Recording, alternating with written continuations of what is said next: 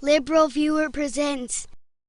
So back in January, one of my more misguided colleagues on the Polypop network, Lee Doran, uploaded a video titled Voter ID to his How the World Works channel that was full of right-wing talking points but failed to address two important facts about requiring government-issued photo IDs to vote that I pointed out in his comment section.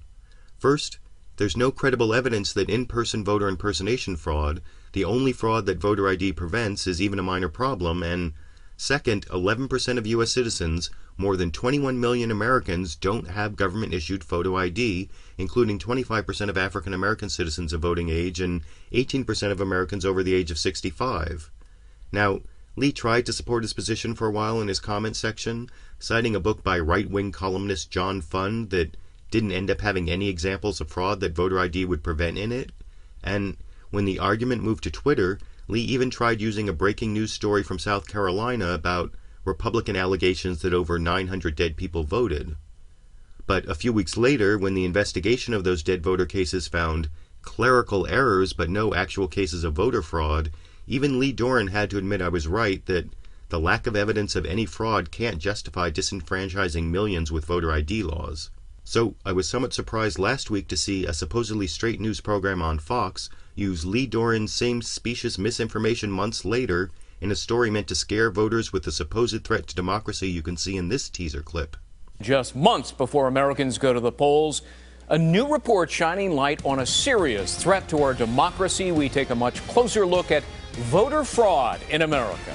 Now, it's true that there's voter fraud in America of various kinds, but one kind that's almost non-existent is the only kind that requiring a government ID to vote would prevent, and that's in-person voter impersonation fraud, which is rare for a lot of reasons, a main one being that it's not an efficient way to steal elections, because even if one person can fake vote 10 times on election day, to steal even just 1,000 votes would require 100 fake voters, and that's a huge conspiracy when it's so much easier for an election thief to get 1,000 or even 10,000 fake absentee ballots or fake polling place ballots without needing all those live bodies to go around and vote. But the Fox News story never made clear that voter ID is a solution to a non-existent problem, instead saying it's based on a serious concern in the introduction to the story here. A brand new Fox News report is raising serious concerns about the potential for voter fraud just months before the presidential election. While this issue, of course, is not new, a number of states have recently passed voter ID laws in hopes of preventing fraud. The Department of Justice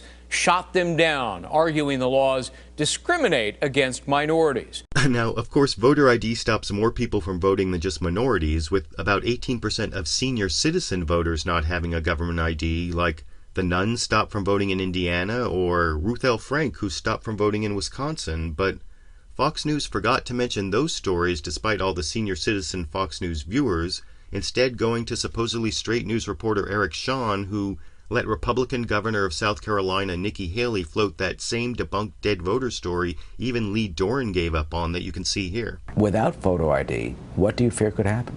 Well, without photo ID, I mean, let's be clear, I don't want dead people voting in the state of South Carolina. I've said that from the very beginning. And authorities say there is evidence that dead people voting is a real problem, according to a statewide investigation by South Carolina's Department of Motor Vehicles. In January, it found that 953 ballots were cast by voters who were deceased, though the State Elections Commission director disputes those findings. Notice how that report gave almost 20 seconds and a big graphic to the report of the 953 dead voters and gave less than 4 seconds to the so-called dispute of those findings, which was actually an investigation that found many clerical errors but no actual cases of voter fraud. Yet, instead of telling viewers about any of that, the Fox News story instead relied on the debunked report to question criticism of voter ID, while giving the Republican governor almost another 20 seconds to make it sound like she's protecting the vote instead of stopping people from voting in this clip. The report came out after Haley signed the voter ID law, but hasn't stopped the criticism of it. Were you surprised at the reaction that you got from this? Very surprised. Protecting the integrity of the voting process is one of the most important things we can do as a governor in a state, and the will of the people was that they wanted to see that integrity protected. So not only did Fox News there let the Republican governor get away with claiming she was protecting voters when she's actually disenfranchising them using the same bogus report of dead voters that Lee Doran gave up on, but supposedly straight news anchor Greg Jarrett then brought on that same right-wing columnist Lee Doran tried to use, John Fund, who again talked about voter fraud cases without ever giving evidence of the type of fraud that voter ID would prevent in this clip. John Fund joins us, senior editor at American Spectator, and has a new book about to come out on voter fraud. It comes out later this summer. John, good to see you. Thank you. People who oppose voter ID say, look, voter fraud is a canard. It's a myth. What say you? Well, I say if you look around the country, you see a lot of close elections that could have been influenced and changed by voter fraud. There are currently election officials in New York and Florida who themselves are accused and been indicted of trying to commit voter fraud. And this is something that people are concerned about. 64% of Americans, Greg, in the latest Rasmussen poll say voter fraud is a serious or somewhat serious problem. In fact, a higher percentage of African Americans think it's a serious problem than whites. Now, just because African American and other voters have concerns about election fraud doesn't mean that in-person voter impersonation fraud is an actual problem, but maybe the most Orwellian part of that Fox News story was the way it argued through softball questioning to Republican Governor Nikki Haley that it's the Democrats ginning up fears about voter suppression rather than Republicans trying to gin up fears of voter fraud to justify voter suppression, as you can see in this clip. Governor Haley was asked by our Eric Shaw whether or not, for political purposes, the White House may try to gin up this issue before the election. Here's a clip. Do you think the administration has been trying to gin this up for political purposes? And it's just oddly ironic that we have an election coming up. And it's oddly ironic that we're trying to get this passed before that election and that they are stopping us and saying we can't do it. Now, nothing's oddly ironic about the Justice Department trying to stop voting rules that disenfranchise voters, but the Fox News story never brought on anyone to talk about that disenfranchisement, like the findings of the nonpartisan Brennan Center showing the millions of voters, many of them elderly, many of them minorities, who'll have significant problems voting if a photo ID is required. Instead, supposedly straight news anchor Greg Jarrett just let the partisan Republican columnist John Fund disparage those nonpartisan findings without any challenge, even chiming in support at the end, as you can see in this clip. The Department of Justice says, look, this is just rampant discrimination against minorities. That's what is behind these laws, to try to help Republicans. Any evidence of that?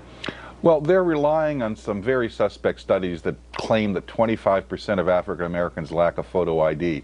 I don't believe that. That's ridiculous. When you actually have court cases look into this, a very small number of people don't lack ID. And since the ID is free in these states that have passed photo ID laws, I say we're doing people a favor by helping them get a voter ID, because you can't travel, you can't cash a check, you can't enter a federal building without a voter ID. Yeah, you can't do anything these days without some form of identification. Of course, millions of Americans live their lives without photo identification, and even if the photo ID itself is free, that doesn't mean the documents to get it are free, like a copy of a birth certificate that could be from another state or another country, and a free photo ID doesn't help voters like Ruth L. Frank, who never had a birth certificate at all. But Fox News doesn't care about all those voters who won't be able to vote under voter ID laws.